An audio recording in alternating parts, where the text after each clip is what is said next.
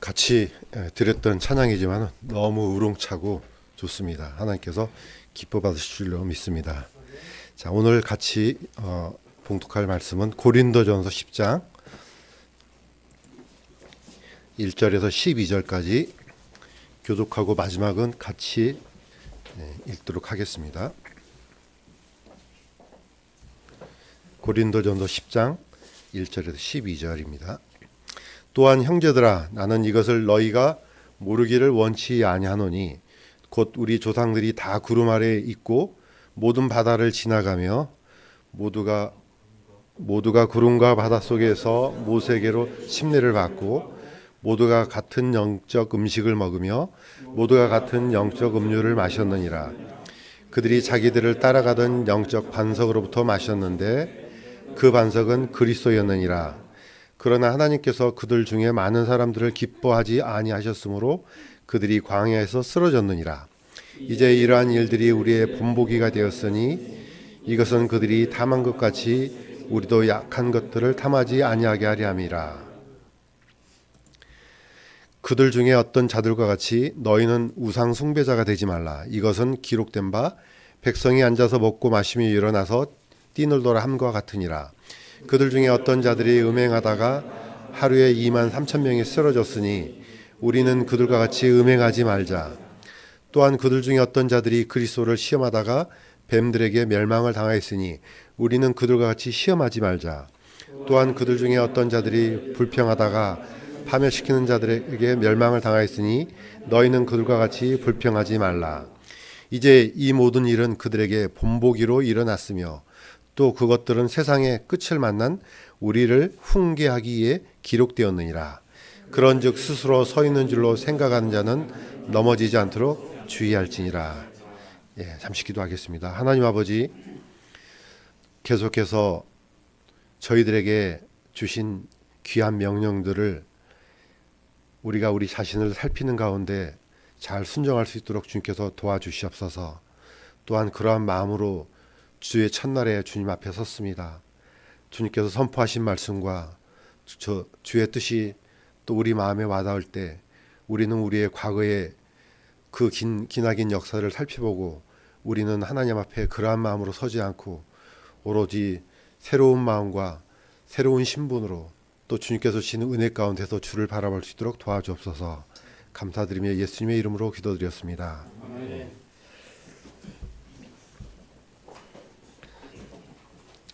2023년도 어느덧 12월이 마지막 달이 되었습니다. 갈 때는 우리가 생활할 때는 잘 모르는데 항상 뒤를 돌아보면은 언제 이런 세월이 이렇게 지나갔을까 늘 같은 생각을 가집니다. 작년에도 그랬고 또 재작년에도 그랬습니다. 또 올해도 역시 12월이 되니까 언제 1년이 이렇게 쉽게 지나갔나 이런 생각이 듭니다. 자, 오늘 이 말씀이 홍해와 침례입니다. 그런데 지난주에 추수감사절 때 이 감사에 대해서 이제 살펴보다가 예수 그리스도의 예수님께서 명령하신 이 만찬하고 연결을 한번 시켜봤습니다. 그러다 보니까 짝을 좀 맞춰야 되겠다 생각해서 만찬했으면은 또 침례가 나와야 될 것 같아서 침례를 한번 연결을 시켜봤습니다. 그래서 오늘은 우리가 매번 하지만은 또 교회가 굉장히 중요하게 다루는 그런 교회 의식이기 이전에 하나님께서 어떤 스토리를 어떤 역사를 가지고 우리 교회에게 이렇게 명령하셨나 그 말씀을 한번 쫓아가려고 합니다. 많은 사람들이 마치 세례는 장로교에서 하고 침례는 침례교에서 주는 걸로 생각해요. 이거는 교회하고 상관없습니다. 어떤 교회가 됐든 상관없이 성경에서 하나님께서 말씀하신 진리입니다. 이거는. 그러니까 성서 침례교회 하니까 저기는 침례를 주는구나. 저기는 세례를 주는구나. 이렇게 나눠졌다 생각하는데 전혀 그렇지 않습니다. 아무 상관없습니다. 교파하고. 성경에 어떻게 명령되어졌느냐. 이게 굉장히 중요한 핵심 포인트입니다. 자, 그러면은 우리가 이 말씀을 왜 이게 중요한 말씀인가 저는 한번 생각해 봤을 때 결국 오늘 우리가 같이 나눴던 정체성의 문제라고 저는 생각이 듭니다. 오늘 우리 큐티 시간에 말씀 공부 시간에 이 정체성에 배웠지 않습니까? 우리는 어떤 존재냐, 구원받은 그리스도인들은 어떤 마음으로 주님을 섬겨야 되느냐, 이걸 다시 한번 과거를 돌이켜보면서 하나님께서는 어떠한 이 속에다가 어떤 역사를 교훈을 주셨는지 살펴보도록 하겠습니다. 자, 역시 예수님께서 주셨던 이 만찬도 쭉 거슬러 올라가면은 결국은 누가 나옵니까? 누가 나온 게 아니고 역사가 이스라엘의 출애굽부터 시작됩니다. 역시 동일하게 이 역사도 출애굽에서 시작됩니다. 그러면 얘 어떻게 해서 이스라엘 역사가 어떻게 해서 교회에 주신 이 규례하고 이렇게 맞닿아 있는지 그걸 한번 살펴보기 위해서 과거를 한번 거슬러 올라가 보겠습니다. 자, 이집트를 떠난 이스라엘 백성들, 우리가 잘 알고 있는 것처럼 출애굽기 12장에 나오는 이 역사입니다. 출애굽기부터 이미 이스라엘 역사가 이렇게 진행되어서 오늘날까지 이렇게 됐다. 이것을 이제 우리가 쫓아갈 수 있습니다. 자, 다시 한번 반복하지만은 이스라엘은 이제 야곱을 통해서 그 70명의 식구들이 고센 땅에 정착을 합니다. 자, 이 고센 땅에서 숫자가 많이 불어나서 거의 200만 명 가까이 이제 불어나게 됩니다. 그러니까 이집트는 위협을 느낍니다. 그래서 무조건 태어난 아들은 모두 죽이고 딸만 살려달라는 이런 명령을 줍니다. 왜냐하면 너무 많이 불어나서 나중에 거꾸로 이집트가 유대인들한테 먹힐 것이 이제 두려워서 그런 명령을 주죠. 자, 나중에 이제 세월이 흘러서 하나님께서 모세를 통해서 이 백성들을 이끌어냅니다. 바로 이 고센 땅, 라암셋으로 나오죠. 이 고센 땅에 이제 라암셋이란 이 어떤 도시가 있었던 것 같아요. 여기서 이제 마지막 재앙을 내린 그 직후 드디어 빠져나오기 시작합니다.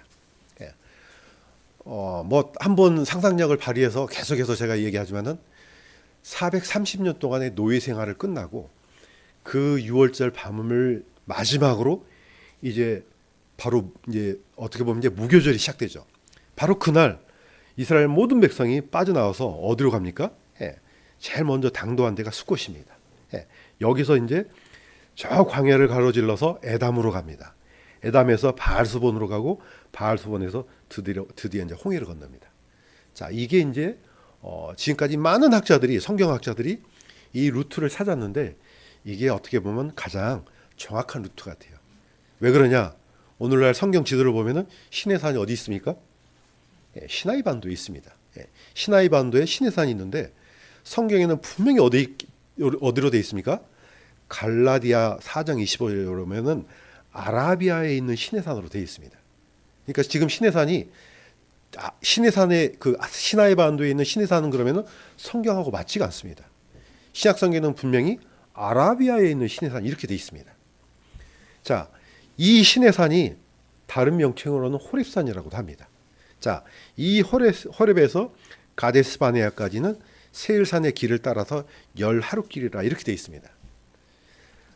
이거는 이제 성경에도 보면 그렇지만 많은 성경에서 이제 지도가 나오는데 지도가 잘 안 맞을 것 같아요. 그런데 저도 많은 연구를 하다 보니까 이게 거의 진실에 가까운 그런 루트 같아요.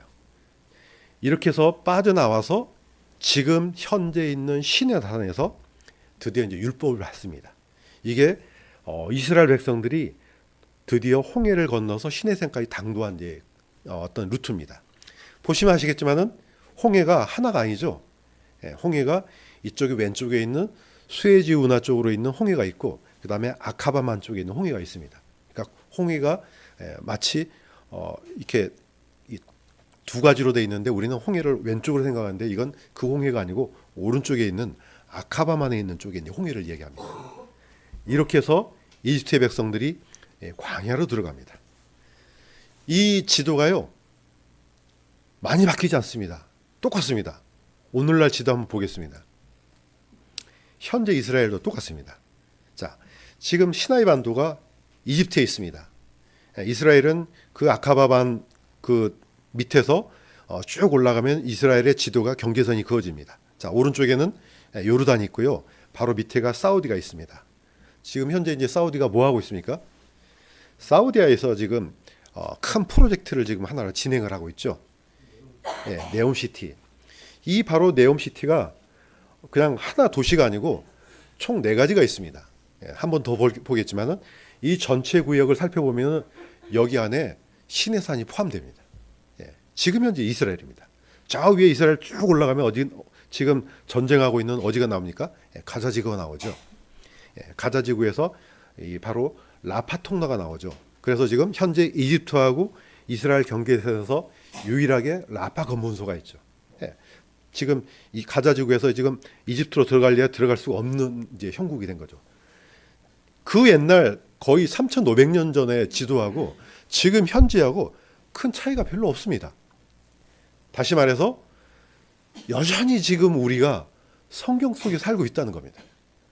그 옛날 그 고대 시대에 있었던 역사가 다 끝나고 새로운 역사가 시작되는 게 아니고 지금 여전히 성경에 있는 역사가 진행 중에 있다는 겁니다. 자, 다시 한번 보겠습니다. 그러면은 이스라엘 백성들이 홍해를 어떻게 건넜고 어떻게 와서 시내산에서 이르게 됐는지 다시 한번 보도록 하겠습니다. 많은 성경학자들이 계속해서 연구를 많이 했습니다. 많이 해서 드디어 어느 섬까지 왔느냐, 어떤 광야를 건넜고 그 건너기 전에 마지막 장소가 어디니까 찾아냈습니다. 바로 여기가 뉴에이바 해변이라고 하는데 바로 여기가 최종적으로 이스라엘이 이 홍해를 건너기 전에 마지막 장소로 찾아냈습니다. 여기서 홍해까지가 거의 16km예요. 그냥 뭐 배 한 번 저어서 가는 데가 아니에요. 16km면은 거의 한나절 걸리는 거리입니다. 우리가 보통 4km 정도 걷잖아요, 1시간에. 그러니까 오전 내내 걸어야지 여기를 건널 수 있는 거리입니다. 자, 이 건너서 성경에 보면은 제일 먼저 마라의 쓴물이 나오죠. 물이 써서 마실 수 없어서 하나님께서 이 쓴물을 바꿔주죠. 자, 엘림이라는 데가 나옵니다. 여기는 종려나무가 70그루가 있었죠. 우물이 12개가 있었고 바로 여기입니다. 그 다음에 이제 신광야로 들어가죠. 자, 우리가 수많은 광야가 있는데 다 외울 수가 없습니다. 너무 많아서. 대표적인 게 시내산에 당도하기까지 광야만 외우면 충분할 것 같아요. 자, 신광야에서 어떻게 나왔습니까? 드디어 백성들이 오니까 먹을 것이 다 떨어졌어요. 그래서 이 신광야에서 우리에게 먹을 것을 달라. 매장지가 없어서 우리가 여기 일로 끌고 왔느냐? 바로 여기가 신광야입니다. 여기서 이제 드디어 하늘에서 만나가 내리죠. 드디어 이때부터 이 광야부터 하나님께서 만나를 내려주기 시작하죠.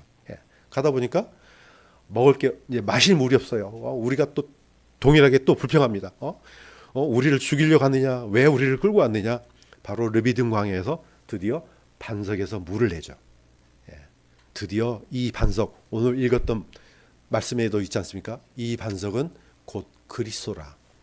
모형이란 뜻입니다. 여기서 이제 물이 쏟아지기 시작합니다. 드디어 이제 백성들이 또 여기서 끝납니까? 드디어 이제 시내 광야, 드디어 바로 시내산에 있는 시내 광야로 도착합니다. 이스라엘 백성들은 지금 현재 이스라엘은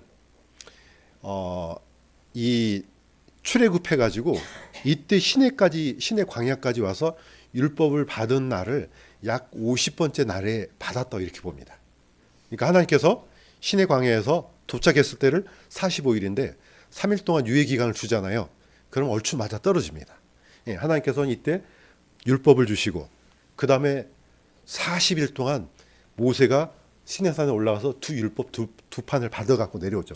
이때는 40일이 걸리죠. 그 다음에 내려왔는데 보니까 아니 이 사람들이 거의 애굽에서 있었던 그 행세를 똑같이 하네. 이게 이제 금송아지입니다. 이 루트를 보시면요, 굉장히 중요한 걸 발견할 수 있습니다. 이스라엘 백성들이 홍해를 건넜음에도 불구하고 여전히 하나님을 믿지 않고 그 옛날 애굽에서 행했던 우상 숭배를 그대로 행합니다. 자, 오늘 포인트는 바로 이 홍해입니다. 홍해가 얼마나 중요한지 다시 한번 오늘 말씀을 통해서 한번 상고해 보도록 하겠습니다. 좀 빗나가지만은 한 번 더 제가 체크를 해드리겠습니다. 지금 사우디아라비아에 있는 네옴시티 프로젝트를 보면은 총 4군데입니다. 제일 위에 트로제나라는 이 도시가 있습니다. 이 산악 도시를 거의 산 속에 있는 관광 도시로 만드는 프로젝트가 바로 이 트로제나입니다. 그 다음에 두 번째는 이 네옴시티 라인이라고 그러죠. 약 170km 정도 되는 희한한 생각을 했는데 어떻게 도시를 일직선으로 만듭니다.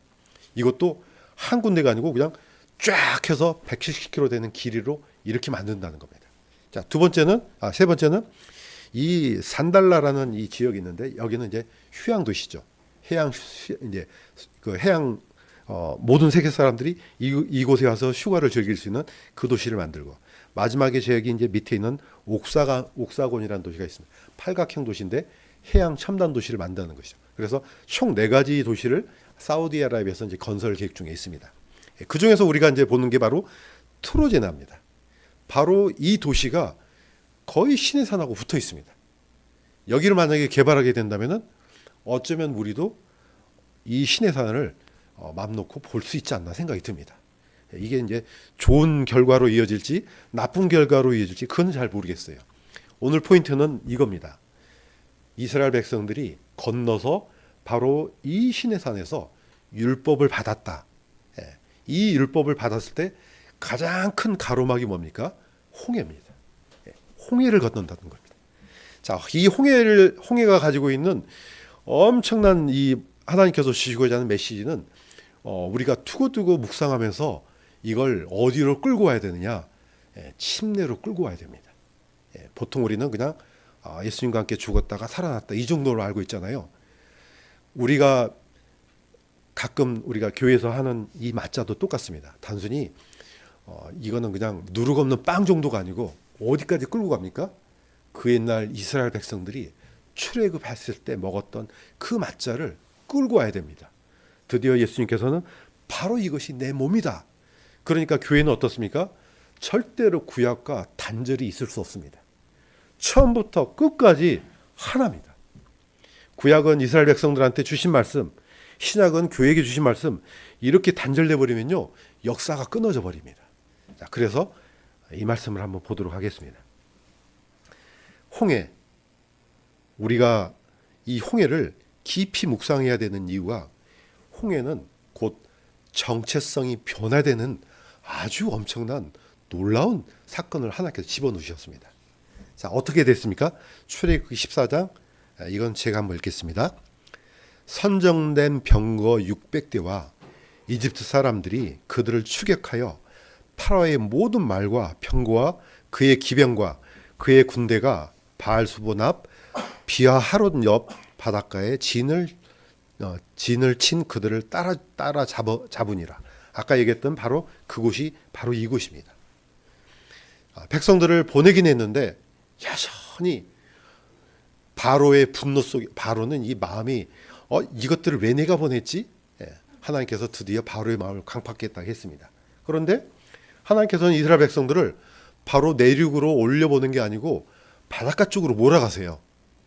바로 사실 이집트에서 나와서 지금 현재 아까 보여줬던 그 지도대로 올라가면 거의 몇 줌은 올라갑니다. 그런데 위로 올라가지 않고 홍해 쪽으로 몰아가요. 그러니까 바로는 옳거니 얘네들이 완전히 길을 잃었네. 드디어 군대 병거 600대와 거의 이제 이스라엘 다 쓸어버릴 수 있는 군대를 모아서 드디어 추격하기 시작합니다. 그러니까 어떻습니까? 이스라엘 백성들은 역시 또 아우성이죠. 왜 우리를 일로 끌고 와서 매장지가 없냐? 그렇게 했던데 모세가 하나님의 구원을 잠잠히 기다리라 하지 않아요. 이때 하나님께서 길을 열어주시죠. 어디에다가? 홍해에다가 길을 열어주십니다. 세상에 어느 누구도 홍해에 길이 있다는 것은 생각지도 못했을 겁니다. 혹시라도 이 말씀이 은혜가 되었다면 우리도 똑같습니다. 어떤 우리의 삶 속에서 도대체 길이 안 보일 때 잠잠히 하나님의 구원을 기대하는 것이 좋습니다. 하나님은 우리가 어떤 시기에 어떤 순간에 하나님의 구원이 임할지 주님께서는 다 아십니다. 근데 우리는 안 보이는 거예요. 바다에 길이 있는 걸 어떻게 보겠습니까? 안 보이는 겁니다. 하나님께서는 모세를 통해서 길을 갈랐습니다. 자, 어떻게 되든지 14장 바로 밑에 거는 같이 한번 읽겠습니다. 시작. 이스라엘 자손이 바다 한가운데로 들어가 마른 땅 위로 갔고 물들은 그들의 오른쪽과 왼쪽에서 그들을 위해 벽이 되었더라. 그냥 뭐 무슨 저기 진도에 가끔 가다가 물 갈라지는 이런 땅이 아니에요. 벽이 되었다. 바다의 양쪽에 벽이 되어서 그 가운데를 마른 땅으로 건너갔다고 이렇게 되어 있습니다. 이런 기적을 지금 이스라엘 백성들은 다 체험했어요. 이게 1세대입니다. 그들은 이런 기적을 눈으로 본 적도 없고 들어본 적도 없습니다. 드디어 이 광야를, 이 홍해를 지나서 광야로 들어갔습니다. 자, 홍해로 들어간 이스라엘. 그렇다면은 뒤에 쫓아온 이 군사들은 어떻게 됐습니까? 성경에는 이렇게 되어 있습니다. 모두 다 몰살되어 있습니다. 수장된 이집트의 군대. 주께서 이집트 사람들을 바다 한가운데서 뒤엎으심에 물들이 들어와서 병거들과 기병들을 덮되 그들의 뒤를 따라 바다로 들어간 파라의 온 군대를 넣고 그들 중에 하나도 남기지 아니하였더라. 보통 이제 이 관련된 영화에 보면은 바로는 살아남고 돌아가는 장면이 있잖아요. 성경대로 하면 아닙니다. 한 사람도 빠짐없이 다 죽습니다. 모두 다 죽습니다. 드디어 이스라엘을 따라잡아서 그들을 죽일 것처럼 쫓아왔지만은 하나님께서 물을 쫙 합쳐버렸습니다. 자, 이 광경을 보고 이스라엘 백성들이 이렇게 했습니다. 그때 모세와 이스라엘 자손이 주께 노래하며 주께서 파라의 병거들과 그의 병거들을 바다로 던지시니 그가 택한 대장들도 홍해에 잠겼고 깊음이 그들을 덮음에 그들이 돌처럼 바다에 가라앉았도다. 이거는 그냥 전설 속의 얘기가 아니고 실제 그대로입니다. 우리는 이걸 문자 그대로 믿을 뿐입니다. 이렇게 해서 새로운 민족이 드디어 나왔습니다. 이게 어떤 의미를 갖고 있습니까? 바로 이런 의미입니다. 보겠습니다. 사도 바울은 고린도 헬라인들한테 이 이야기를 다시 한번 합니다. 어떻게 하느냐? 우리 조상들이 다 구름 아래에 있고 모두 바다를 지나가며 모두가 구름과 바다 속에서 모세에게로 침례를 받았다 이렇게 합니다. 이걸 침례로 끌고 옵니다. 다시 한번 반복하지만은 이 홍해를 건넜다는 것은요, 킹이 바뀌었다는 뜻이에요. 그 옛날에는 파라오의 아래서 섬겨서 뭐 물론 믿는 건 아니지만은 그 땅을 다스리는 그 이집트에서 왕은 파라오였습니다. 그런데 홍해를 건넌 순간 누가 됩니까? 하나님이 됩니다. 주인이 바뀐 겁니다. 자, 신분도 바뀝니다. 약 430년 동안 노예로 살았습니다. 그런데 홍해를 건넌 순간 누가 됩니까? 자유로운 사람이 돼요. 더 이상 노예가 아닙니다. 이 홍해를 건넌 순간 그 전에는 옛사람이었습니다. 그런데 건너는 순간, 홍해를 건너기 전에는 옛사람이었지만은 홍해를 건넌 순간 새로운 사람이 되는 겁니다.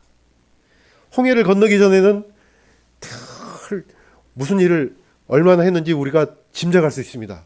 이집트에 얼마나 할 일이 많겠습니까?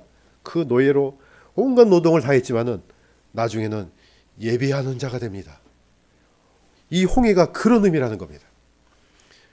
이 엄청난 이 스토리가요, 계속해서 이어지고 지금도 이어지고 있습니다. 이걸 우리가 침례를 한번 가져와야 됩니다.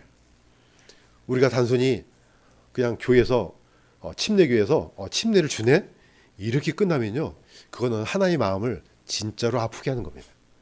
몰라도 너무 모르는 겁니다. 침례 시작. 침례는 어떻게 시작됐습니까? 드디어 성경에는 침례자 요한이 와서 유대 광야에서 선포하여 이르되 너희는 회개하라 하늘의 왕국이 가까이 왔느니라.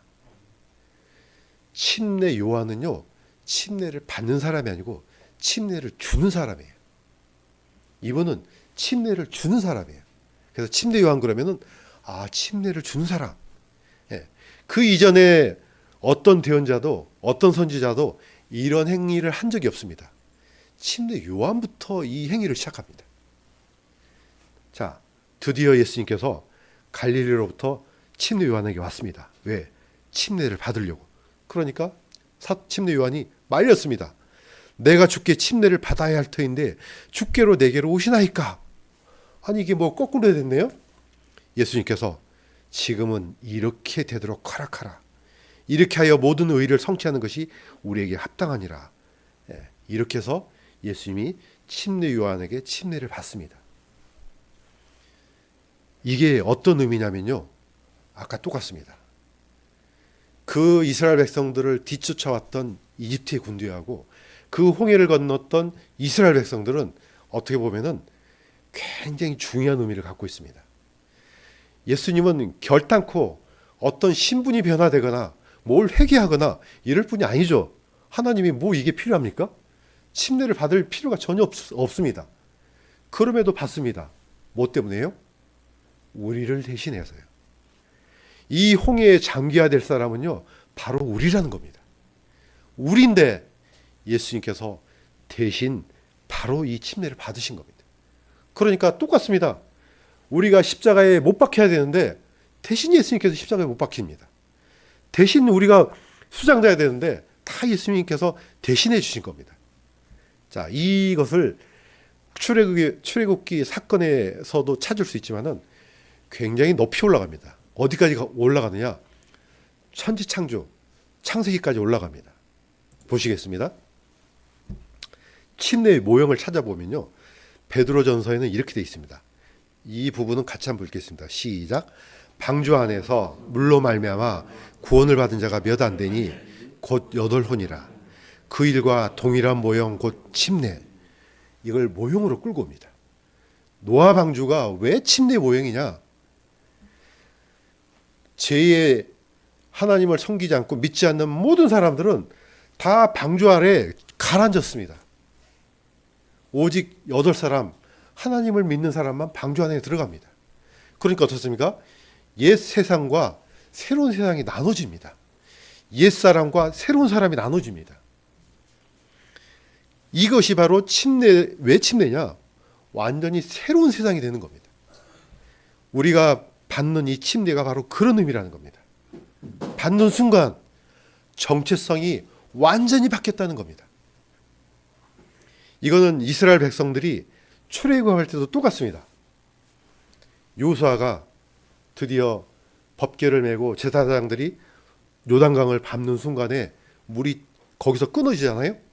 그 다음에 물이 끊어지니까 백성들은 건넙니다. 나중에 바닥에 있는 요단 강바닥에 있는 12개의 돌을 길갈로 갖고 와서 세웁니다. 그 다음에요, 육지에 있는 돌을 바로 강바닥으로 갖고 옵니다.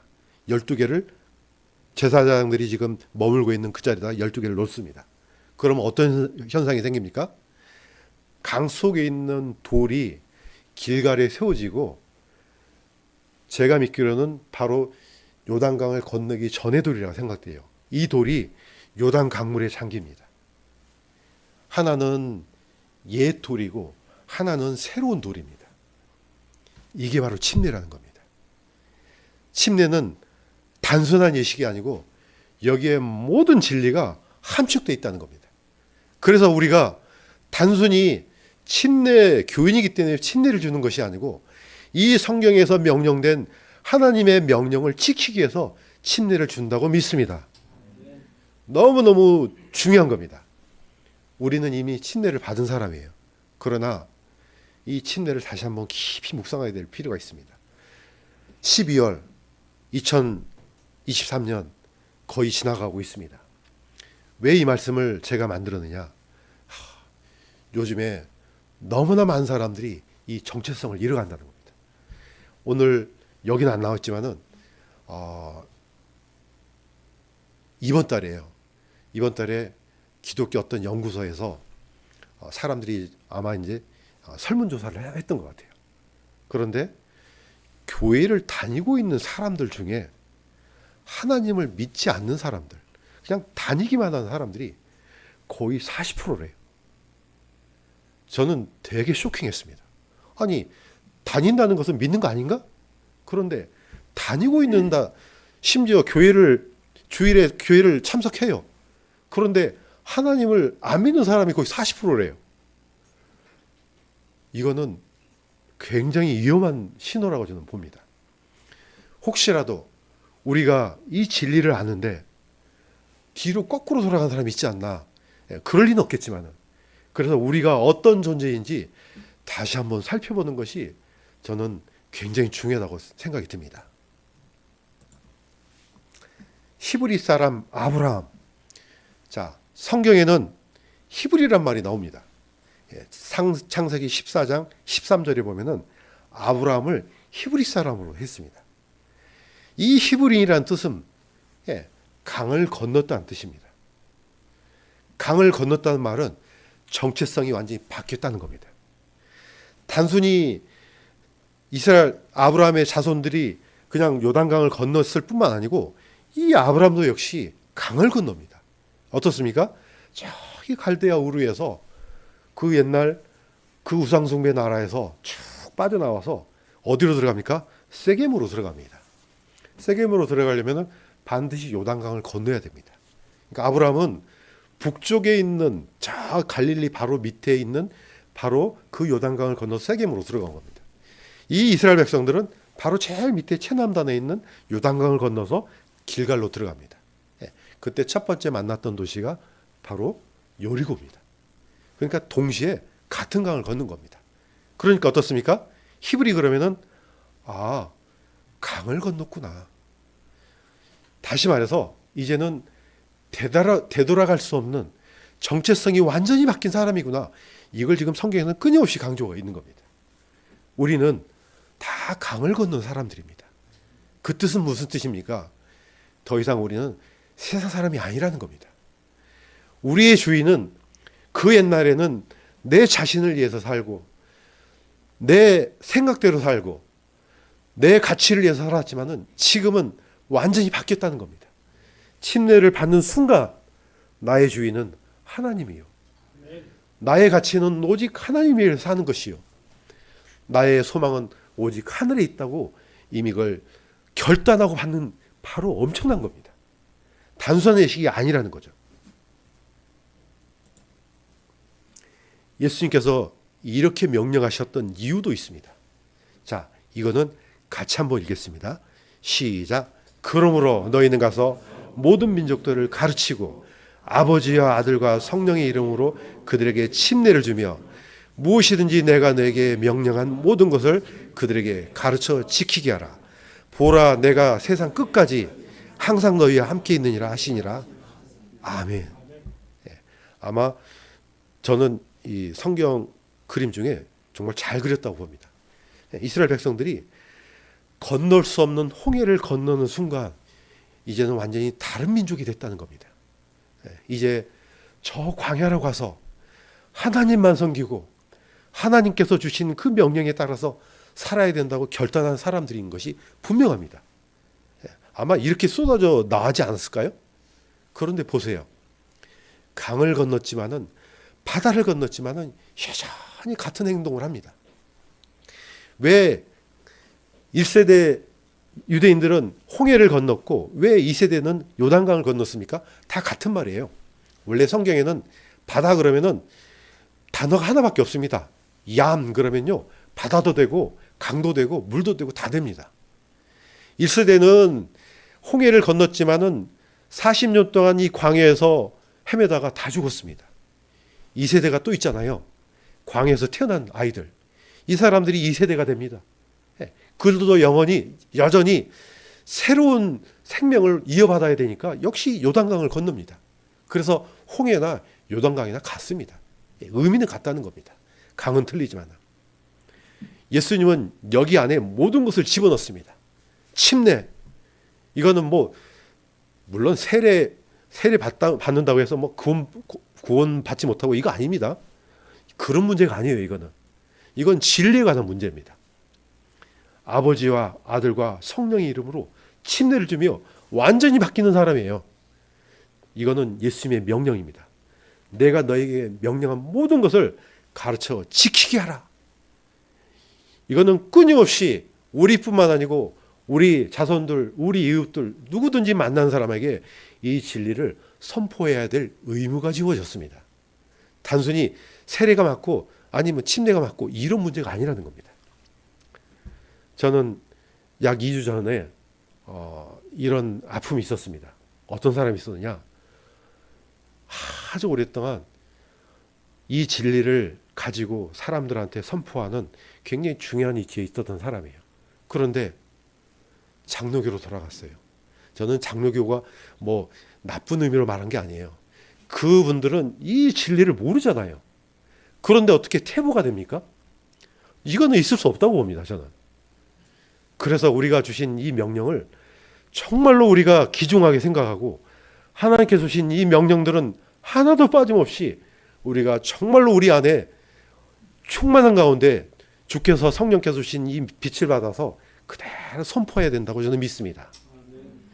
2023년 마지막이 됐습니다. 다시 한번 우리 자신을 한번 점검하면서 우리가 정말로 이 침례의 진리를 갖고 있느냐, 우리가 바뀐 사람이 맞냐, 이스라엘 백성들처럼 여전히 우상 숭배하고 여전히 음행하고 여전히 불신 가운데 있는 이런 사람이 되어서는 안 된다는 겁니다. 사도 바울은 고린도전서 10장에 그 얘기를 쭉 얘기하면서 침례에다가 핵심 포인트를 만들었습니다. 결단코 우리는 그 이전의 이스라엘 백성들, 또 광야에서 쓰러졌던 이스라엘 백성들처럼 살아서는 안 된다는 것이 바로 결론입니다. 그러므로 우리가 이 진리를 아는 이상 우리 마음이 이 침례를 다시 한번 깊이 묵상하면서 하나님께서 오시는 그날까지 이 진리를 선포하고 또 실행하는 그런 사람이요, 또 그런 교회가 되기를 주님의 이름으로 간구드립니다.